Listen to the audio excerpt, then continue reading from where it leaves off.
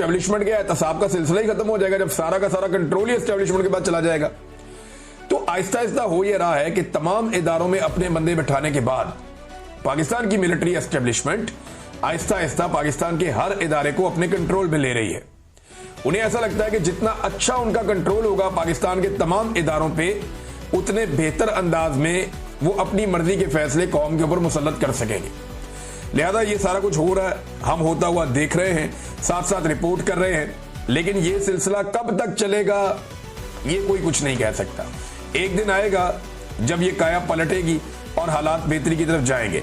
नाज़रीन, international human rights foundation ने भी पाकिस्तान के बारे में बड़ी तशवीशनाक एक ट्वीट की है और उन्होंने बताया कि 2 साल से इमरान खान साहब की कैद के हवाले से जो तहफ़्फ़ुज़ात हैं वो बताया कि जिस किस्म की डिटेंशन में इमरान खान साहब को रखा गया है और 5 अगस्त 2023 में वो गिरफ्तार हुए थे, अब 2 साल मुकम्मल हो गए हैं, और जिस किस्म का इमरान खान साहब को फेयर ट्रायल का हक नहीं दिया गया, उनके फैमिली मेम्बर्स को नहीं मिलने दिया जाता, उनके वकला को नहीं मिलने दिया जाता, ये सारी चीज़ें इस पोस्ट के अंदर लिखी हैं इंटरनेशनल ह्यूमन राइट्स फाउंडेशन ने।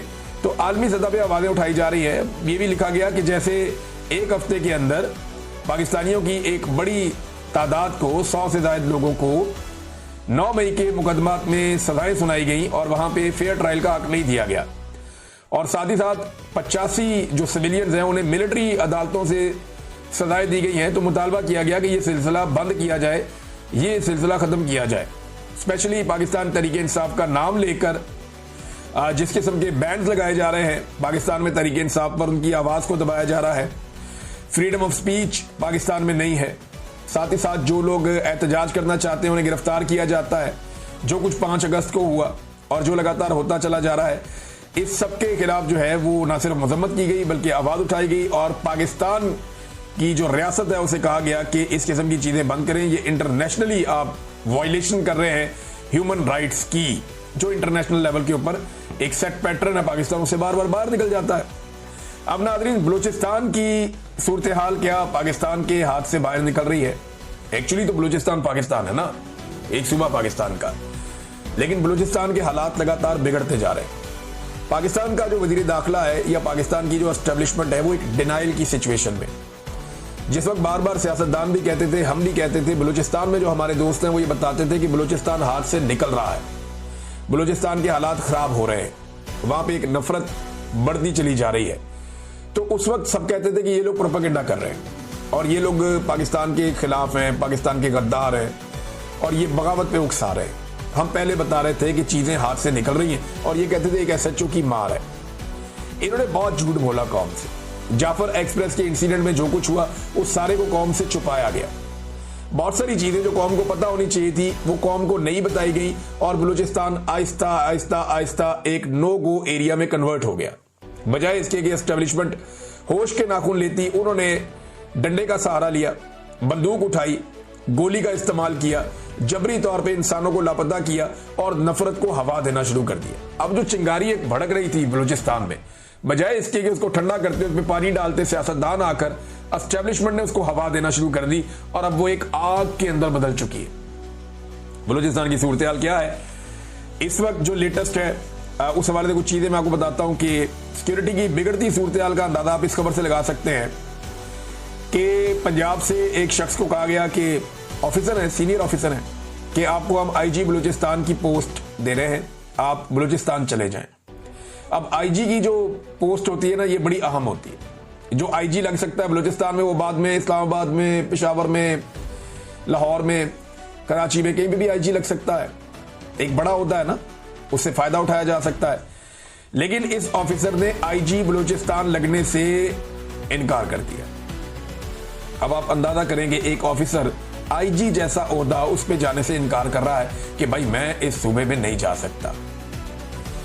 और यौम आज़ादी की जो तकरीबात हैं वो 7 अगस्त को पेशगी मना दी गई। ये भी आप अंदाजा करें, यानी आप 14 अगस्त की तकरीबात यौम आज़ादी मनाते हैं ना, वो 7 अगस्त को पेशगी तकरीबात कर ली गई। अब विजुअल इकट्ठे किए जा रहे हैं कि जनाब 14 अगस्त पे हम चला लेंगे। इतने सीरियस मसाइल हैं बलूचिस्तान के अंदर और अब हालात यहां तक पहुंच गए हैं कि इंटरनेट बंद है बलूचिस्तान में, मोबाइल इंटरनेट मुकम्मल तौर पे बंद किया हुआ है और सिर्फ सिक्योरिटी वजूहात की बिना पर।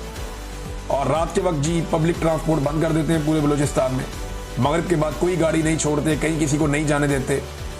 और पंजाब जाने वाली बसों में 2 गनमैन तैनात किए जाते हैं अब हर बस के अंदर, ताकि लोग जो है वो हिफाजत के साथ पहुंच सकें। ऐसा पाकिस्तान में और कहीं नहीं होता। और पंजाब से आने वाली मुसाफिर बसों को सिर्फ दिन के वक्त सफ़र की इजाज़त दी जाती है और नहीं दी जाती बाकियों को। जो अहले तशी हैं, जो ज़ायरीन हैं, इसमें सुन्नी भी चले जाते हैं, ये ईरान और इराक। तो इसमें ये जो ज़ायरीन जाते हैं इनको सड़क के ज़रिए जाने से मना कर दिया गया है और सरकारी अफसरान और मेंबरान असम्बली को हदायत की गई है कि वो तनहा बिल्कुल सफ़र ना करें, बड़ी सिक्योरिटी के अंदर ट्रैवल करें। ये नाज़रीन बलूचिस्तान की सूरत हाल है। जो लोग ये दावा करते हैं कि बलूचिस्तान ठीक हालात में है, वो जाकर ज़रा आईना देखें और अपने गिरबान में झांकें कि उन्होंने इस डिनाइल में बलूचिस्तान को कहां तक पहुंचा दिया है। इंतहाई मखदूश सूरत हाल है और इसको ठीक करने का तरीक़ाकार क्या है? सिर्फ एक तरीका है कि आप आईने पाकिस्तान पर अमल करें, आप जबरी गुमशुदगियां बंद करें, बलूचिस्तान के नौजवानों से बात करें। समीदीन बलोच साहिबा पहुंची हैं, अब लगभग 25 दिन से ज़्यादा हो गए हैं बलूचिस्तान में जबरी गुमशुदगियों के खिलाफ और खवातीन की गैर कानूनी गिरफ्तारियों के खिलाफ एक एहतजाज चल रहा है इस्लामाबाद में। लोग रोजाना आकर बैठ जाते हैं धरना देने के लिए, एहतजाज करते हैं, कभी सड़क पे, कभी कहीं, जहां उन्हें जगह मिलती है वो बलोच खवातीन है वो आकर बैठती हैं, वो एहतजाज करती हैं। अब समीदीन बलोच साहिबा ने वहां पे एक स्टेटमेंट दिया। उन्होंने कहा जी अगर हम रियासत को तस्लीम ना करते तो यहां पुरअमन सड़कों पर नहीं बैठते। अब ये कितनी क्लैरिटी के साथ वो ये कह रही है। पाकिस्तान की पूरी रियासत इन्हें दहशतगर्द साबित करने में तुली हुई है। जो लोग एहतजाज कर रहे हैं कि ये रियासत को नहीं मानते, ये तो दहशतगर्द है, वो अपने मुंह से कह रही है वहां बैठ के अगर हम रियासत को तस्लीम ना करते तो यहां पुरअमन सड़कों पर नहीं बैठते। आज हमारे हाथ में भी बंदूक होती, बंदूक उठाना आसान ऑप्शन होता। इस तरह इस्लामाबाद की सड़कों पर बैठकर आइन और कानून की बात करना जुर्रत और जमीर की बात है। अगर आज हम पुरअमन एहतजाज कर रहे हैं तो रियासत को चाहिए कि हमारे इस एहतजाज को सुने। अगर इस तरह हमें दहशतगर्द बनाया गया तो फिर जो पुरअमन सियासी जद्दोजहद पर यकीन रखते हैं उनका भी एतबार उठ जाएगा। अब ये बड़ी अक्ल वाली बात है, एक खातून है वो कर रही है, रियासत को वक्त से पहले समझा रही हैं कि जो लोग अभी भी रियासत पे भरोसा करना चाहते हैं, जो लोग अभी भी चाहते हैं कि कोई हथियार ना उठाए, पुरअमन तरीके से बलूचिस्तान का मसला हल हो, वो सड़कों पर आकर बैठे हैं बजाय उनकी बात सुनने के। आप उनके ऊपर जुल्म और सितम कर रहे हैं। आप क्यों सबको दीवार से लगाकर ये चाहते हैं कि पूरा का पूरा बलूचिस्तान ये हथियार उठा ले?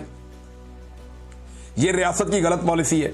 इसको नवाज शरीफ ने माजी में कंडेम किया था, आजकल नवाज शरीफ खामोश है। इसको इमरान खान साहब ने कंडेम किया था, आजकल वो जेल में है। और हर दौर में ये जुल्म होता रहा है बलूचिस्तान के लोगों के साथ, कबायली इलाकों के लोगों के साथ। अब ये सिलसिला रुकना चाहिए क्योंकि अब काफी ताखीर होती चली जा रही है और हालात एक के बाद एक मजीद खराब होते चले जा रहे हैं गुजरते वक्त के साथ। नाज़रीन मेरे पास 2 खबरें और हैं। एक तो ये है कि गर्मी की वजह से जो पंजाब के स्कूल हैं वहां पे ये कह दिया गया है कि 1 सितंबर को स्कूल खुलेंगे, यानी बच्चों का 15 दिन का मजीद नुकसान हो जाएगा। अब मौसम तो तब्दील हो रहा है, बजाय इसके कि बच्चों को सहूलतें दी जाएं, स्कूलों को अपग्रेड किया जाए, सूरत को बेहतर किया जाए, ये जो लंबी छुट्टियां हैं ये बच्चों के सिलेबस का नुकसान करेंगी। ये भी एक रियलिटी है। टीचर्स ने मुझे बताया कि ये इससे नुकसान होगा। अब देखें आगे स्मोक आ जाएगी। स्मोक के दिनों में दोबारा स्कूल बंद कर दिए जाते हैं। उसकी वजह यह कि एक नया फिनोमिना है ना,